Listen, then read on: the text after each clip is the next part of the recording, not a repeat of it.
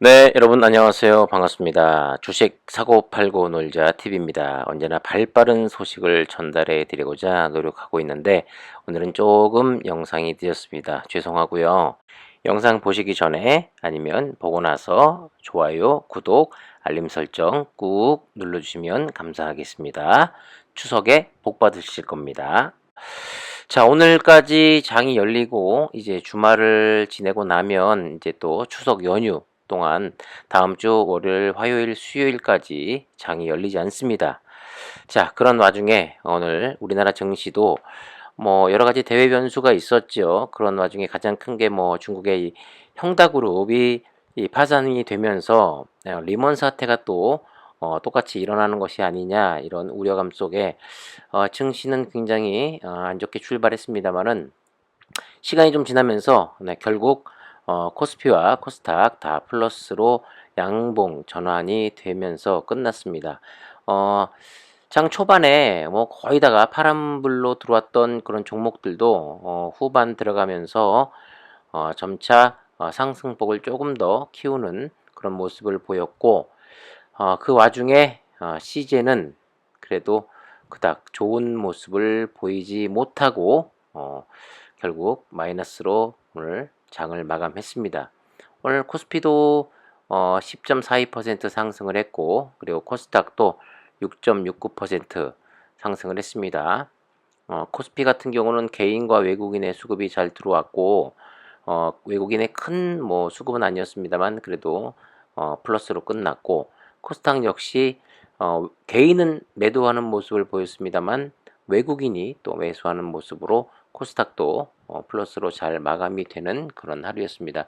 많은 분들이 뭐 뉴스에서도 뭐 나왔습니다만 제2의 뭐 리먼 사태가 일어나는 것이 아니냐 이렇게 상당히 언론에서는 뭐 극단적으로 이렇게 많은 기사들이 나오곤 했습니다만은 형다그룹이 만약에 파산이 된다고 해도 리먼 사태처럼 그렇게 큰 국제적으로 패닉이 오는 그런 사태까지는 가지 않을 것이다라는 그런 전문가들의 의견을 또 엿볼 수가 있습니다. 뭐 그렇게 걱정은 안 하셔도 될 것 같다라는 말씀을 드리고 싶고 시즌의 수급을 좀 보면 어제보다도 거래가 줄면서 오늘 개인이 9천 주가량 매도했고 어제 19만 주를 매도친 외국인이 오늘 다시 2만 3천 주가량 매수가 들어왔습니다. 그리고 이틀째 오늘 기관은 팔고 있고 오늘 15,000 주가량 매도했습니다. 금융투자도 이틀째 매도를 보이고 있고 오늘 7천 주가량 매도를 하고 그 밖에 뭐 투신 보험할 것 없이 전부 다 매도하는 그런 모습을 보였습니다. 오늘 제가 오전에 경제 TV를 이렇게 볼 일이 있어서 보고 있는데 어떤 그 투자자분이신 것 같아요. 11만 5천 원인가 시즌에 물려 있고 비중이 한 50% 정도가 되는데 이거 어떻게 해야 되냐 이렇게 상담을 하는 모습을 봤습니다. 그런데 전문가라고 하시는 분이 나와서 의견을 주셨는데 어떻게 의견을 줬냐면 매출이 뭐 워낙 작년에 많이 나왔는데 올해 매출이 뭐 괜찮게 나오고 있다. 매출은. 하지만 지금 이 주가에서 주가를 상승시킬 만한 그런 큰 모멘텀이 없기 때문에 더 이상 차고 올라가지 못하고 계속 요 가격대를 박스권에 갇혀서 횡보하고 있는 모습인 것 같다 하면서 상당히 좀 오랜 시간 기다려야 되지 않을까 하면서 어, 더 이상 추가 매수를 해서 단가를 낮추는 것은 하지 않는 게 좋겠다. 뭐 이런 의견을 주더라고요. 근데 그 의견을 주시는 걸 보고 저는 상당히 공감도 하고, 네, 저도 그 의견에 동의를 했습니다. 그리고 무엇보다도 제가 말씀드린 항상 그 7만 원, 8만 원 가격대에 안착하는 게 가장 중요하다고 말씀을 드렸는데 주가가 가기 위해서는 어, 캔들이 예, 이평선보다 높게 있어야 됩니다. 네, 그래서 이평선을 밟고 가는 모습이 나와야지만 안정적인 이 상승이 만들어진다고 볼 수 있는데 지금 보면 캔들이 이평선 아래에 있는 모습을 많이 볼 수가 있죠. 이렇게 그렇기 때문에 아직은 추가 매수할 단계는 아니다라고 말씀을 드리고 싶고, 그리고 지금은 워낙 사실 장이 수익을 올리기에는 너무 힘든 장입니다. 그래서 웬만하면 현금 보유를 어느 정도 하고 있는 게 좋고, 그리고 무엇보다도 요즘은 방망이를 짧게 잡고 대응을 해야 된다라고 말씀을 드리고 싶어요. 그리고 요즘 그 장세의 특징이 어떤 호재가 나와도 그날 즉각적으로 반응하지 않고 되려 빠졌다가 그 다음날 반등했다가 또 그 상승이 오래가지 않고 또 바로 또 하락으로 전환하는 그런 모습 많이 볼 수가 있습니다. 그 와중에 뭐 에코프로비엠 같은 경우는 아주 특이한 경우, 또 워낙 이 큰 매출에 대한 그 뉴스가 있었기 때문에 요즘 거의 뭐 일주일 넘게 상승을 하고 있는데, 오늘은 좀 조정을 보이는 그런 모습이 있었습니다. 자, 오늘 보면 진단키트주들은 거의 다가 좀 빨간불을 켰는데 유독 시젠만 0.31% 빠진 63,500원으로 장을 마감했고, 그래도 뭐 카카오라든가 네이버 또 뭐 NC소프트 이렇게 무너지는 큰 종목들보다는 이미 많이 무너져 있고 아주 저평가돼 있고 아주 저점으로 내려와 있어서 그런지 증시에 그렇게 큰 영향은 받지 않는 모습을 보이고 있습니다. 자, 체크해야 될 사항이 있습니다. 전 세계 주요국 위드 코로나 시도는 좋지만 결과는 아직은 물음표다라는 그런 이야기가 있어요. 지금 뭐 영국이라든가 뭐 싱가폴, 그리고 이스라엘 같은 경우는 거의 위드 코로나를 지금 실시하고 있는데, 지금 전 세계도 지금 눈이 사실 쏠려 있습니다. 우리나라도 오늘부로 1차 접종까지 마친 사람들이 거의 70%를 넘겼다라는 그런 뉴스가 있는 가운데 여전히 확진자는 2,000명을 넘기고 있죠. 코로나는 완전 종식될 수 없다는 결론이 점차 힘을 얻고 있다고 합니다. 백신 보급에도 불구하고 지속적으로 변이가 나타나고 있기 때문인데, 이런 가운데 싱가폴, 영국, 그리고 일부 국가에서 위드 코로나가 시행이 되고 있죠. 한국 역시 백신 접종이 어느 정도 안정권에 접어들면서 10월 말이나 지금 11월 초 정도 되면 이 정부에서 위드 코로나를 할 수도 있다, 검토 중이다, 이런 기사가 계속해서 나오고 있습니다.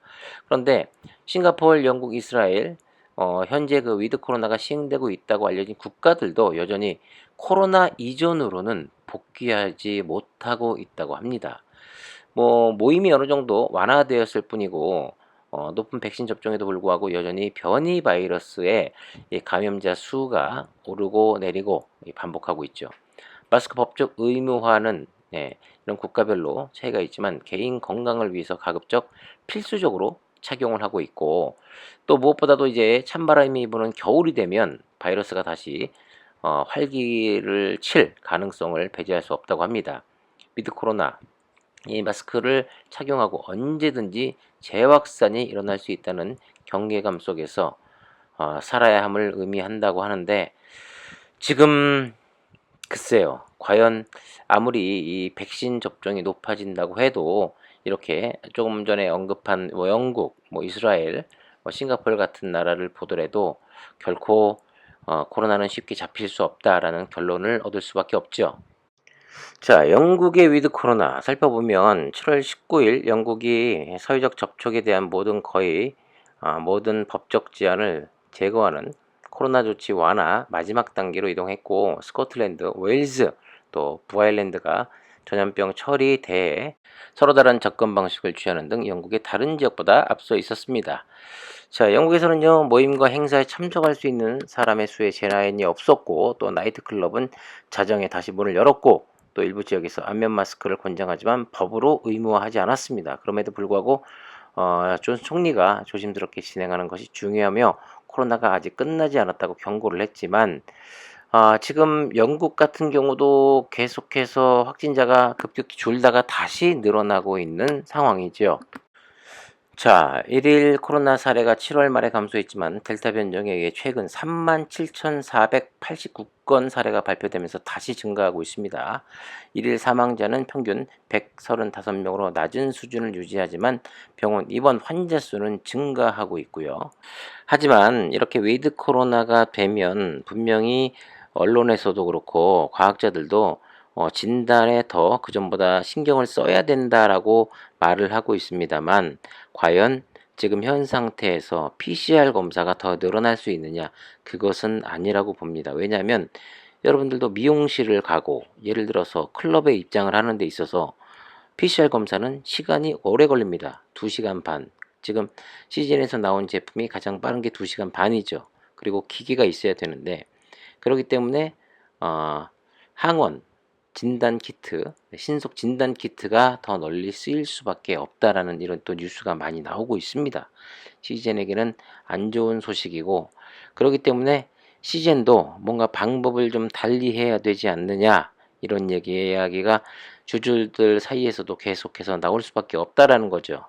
참 의아한 것 중에 하나가 시젠이 그렇게 10년, 20년 노하우를 가지고 있고 기술력이 뛰어난 회사인데도 불구하고 꼭 PCR만 왜 고집을 하는지 저도 이해가 안 갑니다. 아니, 신속 항원 키트가 더 지금 많이 쓰이고 앞으로도 널리 쓰일 게 뻔한데도 불구하고 왜 이 제품을 안 만들어내는지 너무나도 답답할 뿐입니다. 지금 이 주가가 정체되어 있는 것도요. 예를 들어서 이 신속 진단 키트가 시즌에서 만들어서 나온다면은 지금 어쩔 수 없이 위드 코로나를 시행할 수밖에 없는 상황입니다. 경제가 지금 그렇게 될 수밖에 없게끔 지금 만들어지고 있죠. 그런데도 불구하고 이 신속 항원 키트를 시즌의 기술력으로 만들어낸다면은 작년 1조 2천억이 아니라 그의 버금가는 더블되는 뭐 1조 8천억 아니면 2조 4천억도 충분히 나올 수 있다라고 저는 생각을 하고 있거든요. 그런데도 불구하고 꼭 이 PCR만 그 몇 억짜리 기기가 또 있어야지 이게 검체가 가능한 PCR 진단만 고집하고 있으니 아주 미치고 팔짝 뛸 노릇이 아니겠습니까? 아니면 그 많은 그 잉여금으로 벌어들인 돈으로 신속 항원 키트 회사를 아예 그 인수를 하던가. 시간은 시간대로 흐르고 자 오늘 NC의 김택진 대표가 최근 갑작스럽게 40% 주가가 급락한 것에 대한 기자회견이 있었습니다. 자 천정인 대표가 분명히 이야기했죠. 올 가을이면 분명히 웬만한 진단 키트 주들은 다 정리가 되고 시젠만 살아남는다. 그렇지 못하고 있고 간신히 산소 호흡기를 끼고 있는 것 같은 느낌을 많이 받기도 하는데 그 말에 어떻게 책임을 지려는지 모르겠습니다. 천정현 대표가 늘 계속해서 부르짖는 말이죠. 실적으로 말해주겠다. 실적으로. 작년보다 지금 실적은 못하게 나오고 있는 것은 또 분명합니다. 그 말에 책임을 져주시길 바랄 뿐입니다. 지금까지 주식 사고 팔고 놀자 TV였습니다. 연휴에도 새로운 소식으로 여러분들과 함께 하겠습니다. 구독과 좋아요, 알림 설정 부탁드리겠습니다. 감사합니다.